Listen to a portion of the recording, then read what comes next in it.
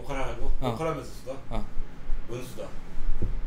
아니 그래도 아무리 정치 그 현안 굉장히 중요한 쟁점이 없다 해도 그래도 재밌는 일들은 있었잖아. 뭐 이를테면 윤석열이 이준석이 없는 시기에 입당한 것. 그런데 재밌는 게 7월 말 정도에 정치 평론하는 거의 모든 곳에서는 윤석열의 입당을 그렇게 빠르게 예측한 데가 아무도 없었다는 거지. 이게 재밌는 거지. 예. 그러니까 이게 뭐냐? 도대체 왜 많은 사람들이 윤석열의 입당을 최대한 미룰 거다라고 생각을 했는데도 불구하고 이것을 빠르게 입당할 수밖에 없었느냐라고 하는 부분이 굉장히 흥미로운 부분인 거지. 그랬을 때는 소위 바깥에서 소위 범야권의 판을 만드는 그라운드가 없다라고 하는 판단이 컸을 것 같고, 무엇보다 윤석열 개인의 지지율이 빠진다라고 하는 조급함이 있었던 것 같아.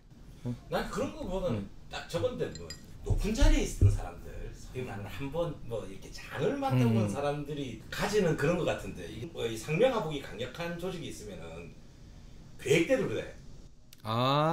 상명하복으로 따지면은 정말 군대만큼 강력한 조직에 있던, 검찰이라는 조직에 있던 사람이 계획대로 이렇게 자기 계획대로 움직였는데 안 움직여지는 거야 이제. 이걸 이제 처음 깨달은 거지. 그러면서 자기 딴에는 이게 계획대로 안 됐으니까 뭔가 많은 상황 판단을 하는 걸 보여주고 싶은 요 두 개가 나는 맞물려가지고 그냥 사고 친 것 같은 느낌. 그러게. 그러니까 기본적으로 그 윤석열의 지지율 하락의 주요한 원인이었던 소위 이제 메시지 관리가 되지 않는다라고 하는 부분에서 최근에 또 후쿠시마 그 원전 사고 관련돼서 방사능 유출이 없었다라고 하는 이제 망언을 하게 된 거지. 사실 그런 걸 보면 그 개인 지지율의 리스크라고 하는 부분을 어쨌든 당에 들어감으로써 그걸 보호하고 싶다라고 하는 욕망이 있긴 한 것 같고, 그게 이제 당신이 얘기한 대로 좀 뜻대로가 되지 않네? 라고 하는 것의 답답증의 반응일 텐데, 만약에 그렇게 본다라고 하면 굉장히 이제 단견인 거지. 왜냐면 윤석열 개인 지지율이 떨어지는 것은 윤석열 개인이 갖고 있는 리스크 때문이지 사실은 다른 사회 분위기가 바뀐 건 아닌 거거든. 그런데 들어가서도 그렇게 계속 사고를 칠 거라면 오히려 더 문제가 되는 거지. 왜냐면 그거를 반전시킬 수 있는 카드가 없잖아. 그러니까 그런 면에서 보면 윤석열 같은 경우는 오히려 자기들의 주변에 있는 사람들을 좀 정돈하는 게 필요할 것 같은데, 최근에 봤던 제일 재밌는 내용 중에 하나가 윤석열이 이제 그 내부에 캠프라고 부를 수 있는 데가 별로 없거든. 그러다 보니까 이제 어떤 걸 하냐면 윤석열에 붙어 있는 캠프 사람들이 소위 전직 의원들이나 이런 사람들 그냥 개인적으로 쫓아다니는 거야. 그래서 그냥 관심 있어요 둥둥 정도로 그냥 얘기를 하는 거지. 그리고 별로 이렇게 나는 안 할 건데 라는 얘기를 하지 않으면 그냥 보도자료를 뿌리는 거야. 어느 전 의원, 전 무슨 의원 이런 사람들 그 윤석열 캠프에 뭐 합의 의사에 있는 걸로 확인돼 뭐 이런 식으로 해서 계속 새가 있는 것처럼 만드는데, 그렇기 때문에 급기야 이제 최근에 그 최이배 전 의원 같은 경우가 페이스북에 아니 찾아와서 만났을 뿐인데 바로 보도자료를 뿌려서 마치 전 의원들이 그 윤석열 캠프에 참여하는 것처럼 이렇게 얘기를 하는 것이 적절하지 않다라고 하는 얘기를 했는데, 나는 그게 윤석열 같은 사람, 그러니까 윤석열 같은 사람이라고 하는 것이 뭐냐면 몸은 19세기에 있는데 시대적 상황에 따라서 마치 굉장히 개혁적인 그 겉모습을 띠고 있는 그런 사람들이 갖고 있는 가장 큰 오판이라고 생각을 하는 것 같아요. 그러니까 이게 이제 안철수도 그랬던 방식이거든. 그러니까 안철수도 뭔가 내용을 만드는 사람이 아니라 끊임없이 새를 보여줌으로써 내가 이렇게 새로운 사람이야 라고 했던 건데, 그러니까 그런 면에서 윤석열의 그 에피소드는 개인적으로는 이제 끝난 거 아닌가? 그러니까 이제 지지율이 높기는 한데 그것 자체로 그냥 끝난 거 아닌가? 라는 생각이 들긴 하더라고. 찾아가서 그냥 이야기 조금 한 걸로 가서 지지의사 뭐 이런 식으로 기사를 내고 하는 이런 부분에 대해서는 나는 그 안철수 이야기도 나오고 하니까 그 느끼는 건데, 기업은 어떤 근로계약서라는 게 있어. 그 다음에 검찰 조직은 공무원을 시험을 해서 들어가. 그러면 이런 거에서는 관계 속에서는 이 둘의 관계는 명확한 계약극에 있다고 계약서가 있다고. 근데 우리가 흔히 놓치는 것 중에 하나가 자 정치는 계약서가 없어요. 정당에 들어가는 입당하는 그거 하나 있는 거지. 정당 내에서 이렇게 세력관이라든지 정파가 형성되고 하는 건 계약서는 없어. 근데 서로 상대끼리 계약서에 준하는 그런 게 오간다고.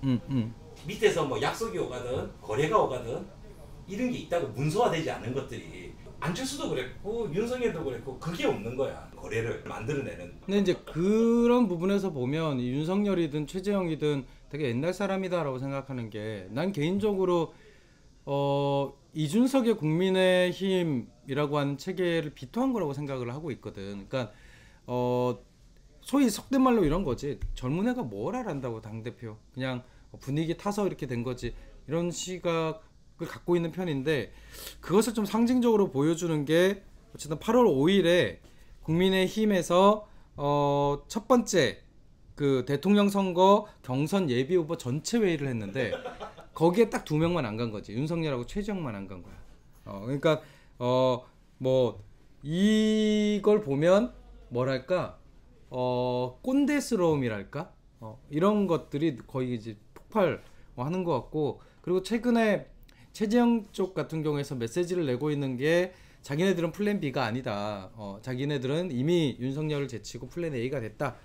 라고 하는 얘기를 하고 있는 것도 어쨌든 양자 구도로 만들고 싶다는 욕심이 있는 것 같아. 두 그 캠프들 사이에선 국민의힘의 후보 전략은 어쨌든 양자 구도로 굳히고 싶다라고 하는 건데 나는 그건 잘 모르겠다. 이준석에 대한 그냥 젊다고 하는 비토 때문인가?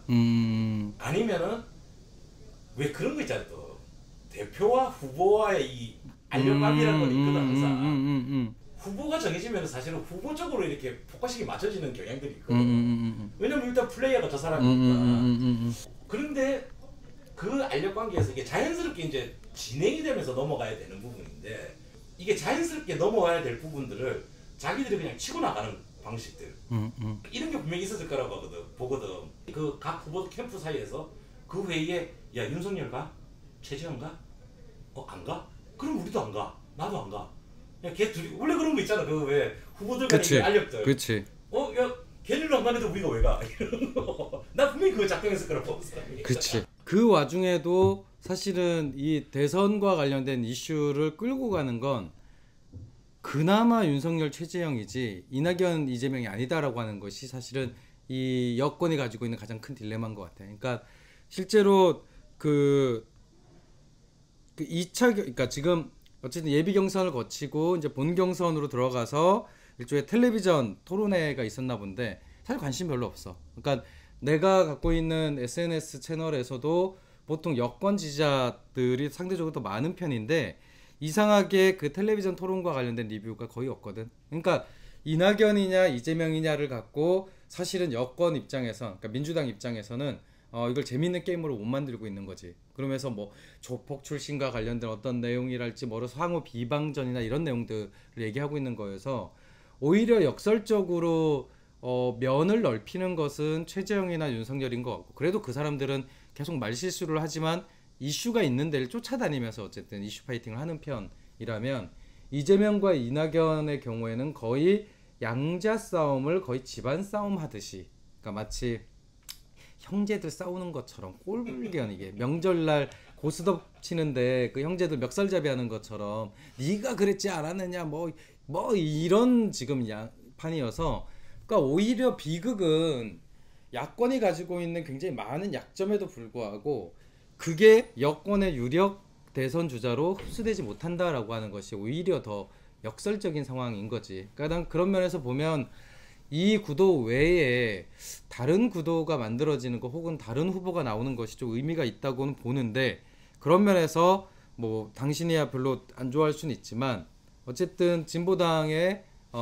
김재현 후보가 출마 선언을 했지. 그리고 노동중심국가 뭐 이런 얘기들을 했는데 흥미로운 것은 이제 1단계 연방제 통일 방안이라고 하는 것을 이제 구체적으로 내세웠다라고 하는 게 흥미롭고, 그리고 그 유튜브에 한 20분짜리 출마 영상을 보면 어쨌든 그 클레이메이션 같은 기법을 좀 써서 뭔가 부드럽게 전달하려고 하는 게 있었고, 그리고 첫 번째 그 출마 선언 이후의 행보를 어쨌든 농민 쪽으로 잡아서 행보를 보인 것, 이런 것들 보면 여전히 진보당의 경우에는 전통적인 전농 중심, 그 다음에 본인들이 조직해 놓은 노동 중심, 그리고 그들의 이제 어떤 이념적 이상이라고 할 수 있는 어떤 통일 방안과 관련된 그것, 이런 것들이 여전히 굉장히 도드라지게 이렇게 보이는 측면이 있는 것 같아요. 나는 그런 면에서 보면 오히려 그 김재현 의원이, 그러니까 김재현 전 의원이 갖고 있는 장점이나 혹은 진보당이 갖고 있는 어떤 역량에도 불구하고 그 주장이나 내지는 주의들이 너무 관성적으로 던져지고 있다라고 하는 부분에 조금 약점이 있는 게 아닌가 싶긴 하더라고. 그러니까 좀 다른 이야기들, 지금 이렇게 소위 유행가들도 보면 후크송이라고 해서 이렇게 후렴구에 이렇게 후크될 만한 것들을 넣어서 지금 당대 사람들이 가장 관심 있는 것들을 좀 이렇게 매개로 해서 본인들이 생각하는 주장으로 좀 끌고 가는 어떤 그게 필요한데, 진보당 같은 경우는 누가 봐도 적어도 요 바닥을 조금 아는 사람들 누가 생각해도 진보당이 낼 것 같은 포지션으로 나왔다라고 하는 부분이 뭔가 변함이 없다라고 하는 인상을 주기보다는 아니, 좀 후지다 뭐 이런 인상을 주는 거지. 그거 있었다며. 연방제 나왔다면 또. 그러니까 자, 고려 연방제? 아니 1단계 연방제 1단계 통일국가. 잠깐만, 여기서 나도 그걸 한번 이야기하니까 읽어봐야 될 것 같은데, 읽어보고 영상도 좀 봐야 될 것 같은데, 이제 통일에 대해서 다시 이야기를 해봐야 된다고. 통일과 남북 관계 전반적인 관계를 어떻게 가져갈 건가를 통일이란 관점을 빼고 이제 이야기를 다시 해야 된다고. 제로 베이스에서. 그치. 근데 연방제를 가져왔다는 거는 여전히 그 예전에 가지고 있던 그 플랜을 다시 한번 부활시키는, 그거는 80년대 90년대 걸 다시 가져오는. 전략적으로 놓고 보면 난 개인적으로 뭐 한반도 정책 혹은 통일 방안이 특정 정파의 가장 중요한 핵심적 과제일 수 있다는 생각은 해. 어쨌든 민족주의라고 하는 것이 가지고 있는 정치적 함의가 있으니까. 그런데 중요한 건 지금 현재의 통일 정책이라고 하는 것은 결국에는 문재인 정부가 가지고 있는 통일 정책의 하위 변수일 수밖에 없다는 부분에서 오히려 문재인 정부의 통일 정책에 대한 기존의 진보당의 태도는 뭐였느냐라는 질문이 생기는 거지. 그러니까 그런 면에서 실제로 진보당이 내세우는 노동 정책이나 내지는 농민 정책에 대비해서 소위 한반도 정책이라고 부르는 것에서 소위 문재인 정부가 주도했던 그 통일 정책 혹은 한반도 평화 정책하고 차별성이 뭐냐라고 하는 거지. 그러나 그런 면에서 보면 오히려 진보당이라고 하는 정치 세력이 오히려 민주당과 같은 전통적인 여권에서 형성되어 있는 소위 한반도 정책의 하위 변수 혹은 종속 변수로서 끊임없이 자기들을 넣는 것에 대한 일종의 그 안타까움 같은 게 있는 거야. 그러니까 그걸 나쁘다는 것이 아니라 그것을 전면에 내세우게 되면 결국엔 민주당이 주도하고 있는 이 한반도 정세 내에서 종속화를 어떻게 막을 수 있느냐라고 하는 부분에 전략이 보이지 않는 거지. 더 나아가면 그런 면에서 노동 존중 국가나 혹은 노동 중심의 정치 이런 것들 얘기하는 건 역시도 너무 식상하다는 거야. 그러니까 그 말 자체가 아주 구체적인 사회적 청사진으로 보여지지 않아. 그러니까 오히려 역설적으로는 왜 김재현이라고 하는 사람을 이렇게밖에 사용하지 못했는가라고 하는 부분에 안타까움이 좀 있는 거지. 그러니까 오히려 여성이고 기존의 진보 세력이 갖고 있는 고루한 이미지를 벗어날 수 있는 어떤 그런 새로운 정치 리더로서의 가능성이나 이런 부분들에 좀 더 주목했으면 좋았을 텐데 오히려 그 외관상으로는 굉장히 괜찮은 그 대상을 이렇게 세워놓고 그 알맹이들을 왜 계속 그 옛날의 내용물들로 그렇게 채우고 있는지 그게 잘 이해가 되지 않아. 나는 진보 정당들이 가지고 있는 전반적인 문제라고 보는데, 진보 정당 활동가들 전체가 삶이란 부분에 대해서 다시 한번 좀 봤으면, 이제 운동의 차원이 아니고 진짜 삶을 삶으로 봐가지고, 그리고 그 안에서 자신들의 언어를 그걸로 다시 집어넣는 과정, 이게 오히려 필요한 것 같아. 전형적으로 제일 안 되는 게 사실은 진보당이 그런 부분이에요. 진보당이 말하는 게 나쁜 거 틀린 거 없어요. 맞아. 그러니까 나는 통일 문제 제외하고 거의 대부분에 대해서 그렇게 그 뭐냐면 토를 달고 싶은 생각은 없어. 근데 이제 아까 이야기한 대로 화법이야. 나는 지금 정의당도 그 화법을 취할 수 있을 그러니까 거라는 부분에서. 그치. 근데 사실은 정의당 같은 경우는 약간 다른 게 나는 심상정 의원이 또 대선 후보로 나오는 것에 대해서 딱히 반발은 없어. 중요한 건 심상정 의원이 하고자 하는 모델이 누구냐라고 했을 때 이를테면 제레미 코빈이다라고 하게 되면 그 자신이 우경화되고 있는 민주당 혹은 우경화되고 있는 정의당 내에서 어떤 포지션을 끊임없이 보여줬냐라고 하는 것이 중요해. 왜냐하면 코빈은 그랬으니까. 그러니까 코빈은 어쨌든 노동당 내에서의 좌파 그룹을 대표하면서 끊임없이 당이 우경화되거나 혹은 정권이 우경화되는 부분에 대한 비타협적인 좌파 노선을 견지했던 사람이거든. 그런데 심상정을 보고 그런 이미지를 떠올리는 사람은 아무도 없을 거야. 오히려 심상정을 보면 정의당의 대처가 떠오르지. 오히려 정의당 우경화의 상징처럼 보인다는 거야. 그러면 좋다. 샌더스처럼 그러면 현장을 파고드냐.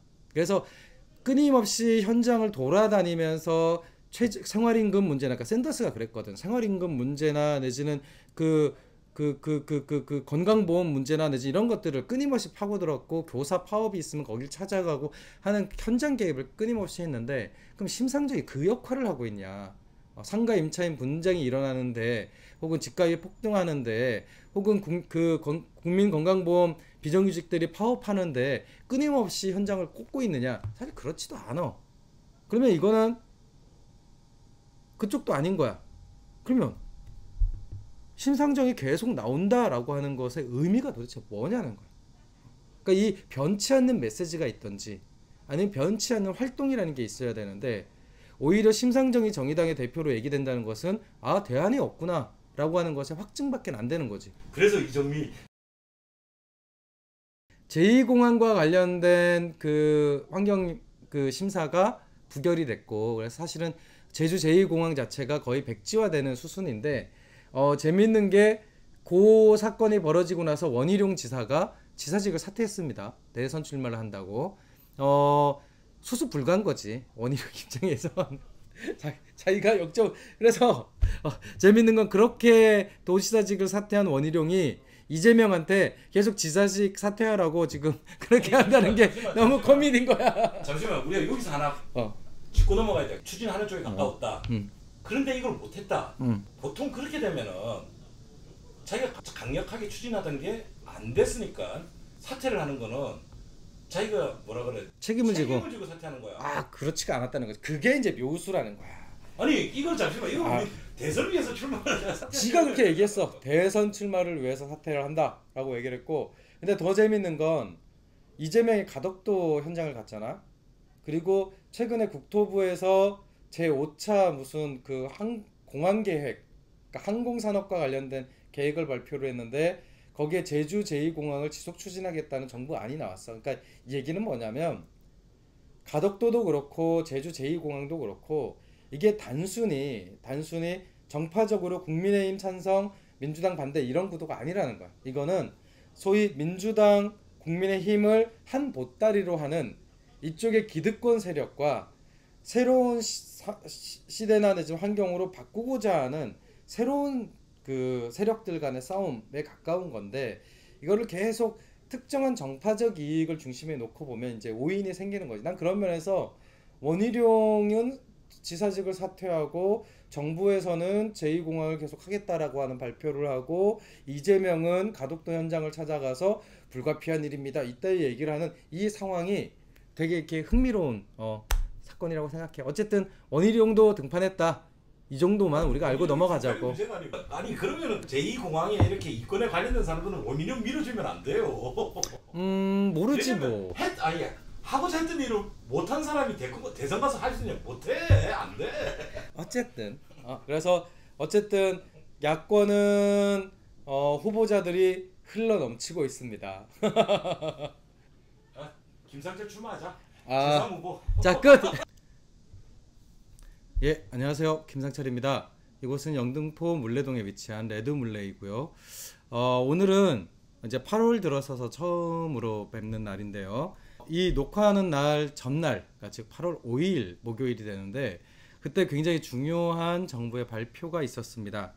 아시는 분들은 아실 텐데 정부, 그러니까 대통령 직속 기관으로 2050 탄소중립위원회라고 하는 것이 발족을 했고, 이곳에서 대통령이 말한 2050 탄소중립 로드맵과 관련된 논의들을 하게 됐습니다. 8월 5일에 탄소중립위원회에서는 위원회안이라고 하는 것을 발표를 한 거죠. 크게 한 3가지 정도의 시나리오를 발표를 한 건데, 재밌는 건 이 발표하는 과정에서 그 위원장인 윤순진 서울대 교수가 끊임없이 이야기한 부분이 있습니다. 그게 뭐냐면, 위원회가 발표한 안은 로드맵이 아니다. 그냥 2050 그 시점을 기준으로 했을 때 이런 식의 변화가 가능할 거다라고 하는 일종의 미래상에 대한 청사진에 가깝다라는 얘기를 했습니다. 그러니까 그 얘기는 뭐냐면, 우리가 이제 집을 지을 때 보면 이렇게 뭐 각 층마다 설계도도 만들고, 여기에 뭐 방이 어떻게 들어가고 여기에는 어떻게, 이런 것들을 쭉 만들고 이렇게 하잖아요. 그런데 지금 탄소중립위원회의 얘기는 조감도만 있습니다 라고 하는 얘기인 겁니다. 그러니까 2050년까지 한 3개의 안이 있는데, 이 중에서 어떤 방식의 조감도의 구성이 이런 건지, 뭐 이를테면 공원 면적이 한 3분의 2를 차지합니다. 이거는 공원 면적이 절반밖에 안 됩니다. 이런 식의 조감도 수준의 내용만 있다라고 하는 것을 계속 강조를 했던 거죠.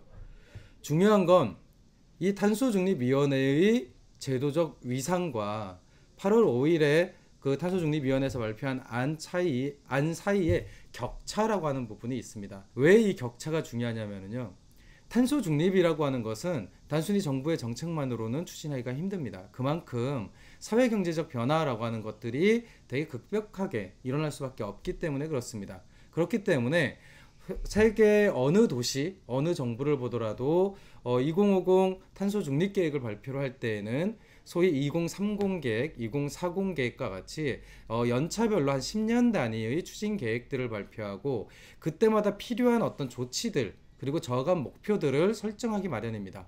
그렇게 설정을 하게 되면 그것을 추진하는 과정에서 나타나는 부작용이나 내지는 다소 계획 수정이 필요한 부분에 대해서는 추가적으로 사회적 합의들을 만들어 나갈 수 있는 거죠. 그런데 2050 미래상만 있는 탄소중립위원회의 계획은 뭐가 되냐면, 중간에 뭘 해도 상관없다, 최종적으로 2050에 이것만 달성하면 돼 라고 하는 소위 뭐로 가도 탄소중립이라고 하는 모호한 계획이 된 겁니다. 그렇기 때문에 이 안을 둘러싸고 사실 기후위기 비상행동 등과 같은 시민사회뿐만이 아니라 전문가 그룹에서도 굉장히 이걸 하려고 탄소중립위원회를 만들었어 라는 시각이 굉장히 큽니다.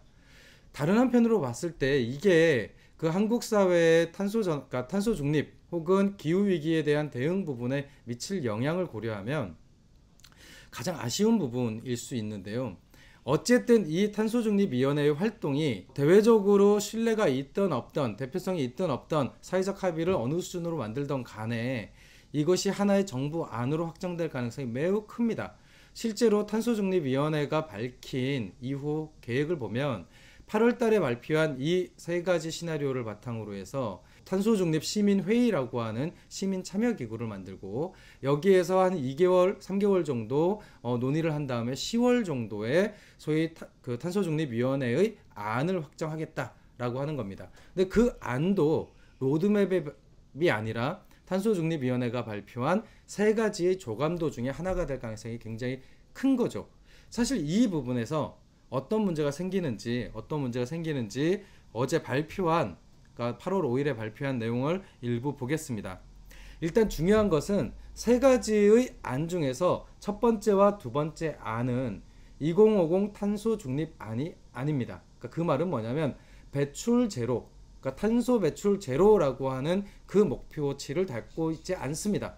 그러면 1, 2안이 어떻게 탄소 중립 그 시나리오가 될 수 있어? 그게 뭐냐면 이것을 저감할 수 있는 기술의 발전이라고 하는 걸 통해서 상쇄할 수 있다라고 하는 것이 1, 2안의 내용입니다. 그러니까 이건 역시도 미지수인 거죠. 그 Q&A를 통해서 윤순진 위원장이 이렇게 얘기를 했습니다. 기술 변화는 예측하기가 힘들다라고 얘기를 했습니다. 그 얘기는 뭐냐면 될지 안 될지 모른다는 거죠. 그래서 오히려 중요한 건 1, 2안이 담고 있는 현상 유지적 성격이 훨씬 더 중요합니다. 일단 1안의 경우에는 사실은 보통 기후위기 시나리오에서 BAU, 그러니까 BAU라고 표현되는 게 있습니다. 그게 비즈니스 애즈 유주얼이라고 해서 지금 상태가 진행이 된다면, 지금 상태대로라고 한다면 이라는 일종의 전제를 표시하는 건데, 시나리오 1항 같은 경우는 바우에 가깝습니다. 그러니까 지금 상태를 유지한다. 거기서 핵심이 뭐냐?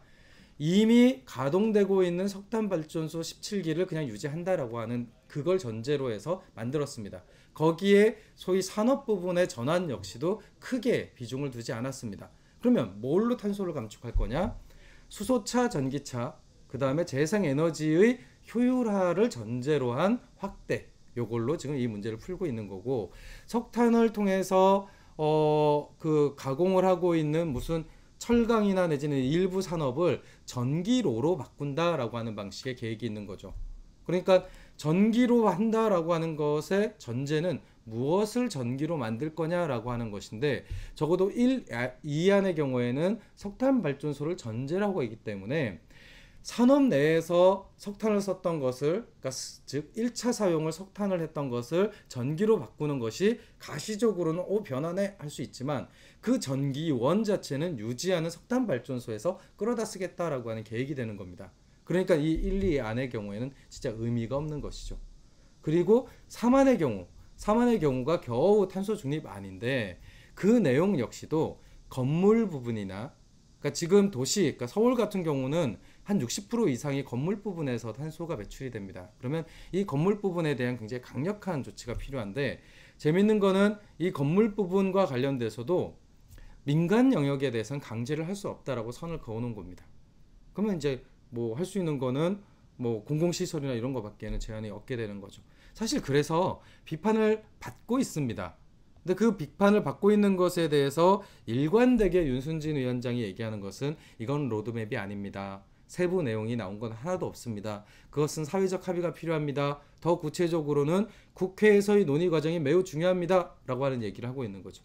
여기에서 핵심이 되는 것이 소위 그 IPCC, 그 파리 기후 위기 그 국제회의에서 얘기했던 NDC라고 하는 국가별 목표치라고 하는 것이 있습니다. 근데 이 국가별 목표치는 2030을 얘기하는 겁니다. 2030까지 얼만큼 배출을 줄일 거냐라고 하는 건데, 거기에 대한 논의를 지금 국회로 떠넘기고 있는 거고요. 국회는 지금 탄소중립위원회를 보고 있는 중입니다. 그러니까 아무도 2030 계획에 대해서는 관심이 없다, 이렇게 볼 수 있겠죠. 사실 이런 상황이기 때문에 되게 흥미롭게도 이 안이 발표되자마자 바로 이 탄소중립위원회의 안과 관련된 논의에 대해서 비판 성명이 바로 나왔습니다. 우리나라에 있는 89개 단체 400명이 넘는 개인들이 연명한 그 성명서가 나왔는데요. 기후위기 대응 포기하고 민주주의 왜곡하는 탄소중립위원회를 규탄한다라고 하는 내용입니다. 특히 여기에서 핵심이 되는 것이 바로 500명 정도를 모은다는 탄소중립시민회의의 구성과 관련된 겁니다. 중요한 건 지금 여러분들이 지금 당장 포털 사이트를 켜서 탄소중립위원회 혹은 탄소중립시민회의라고 하는 것을 쳐보시면 그것을 공모하고 모집하고 선정하는 어떤 플랫폼도 발견할 수 없는 것을 확인할 수 있을 겁니다. 그런데 윤순진 위원장은 8월 5일에 이미 다 모집이 끝났다라고 얘기를 했습니다.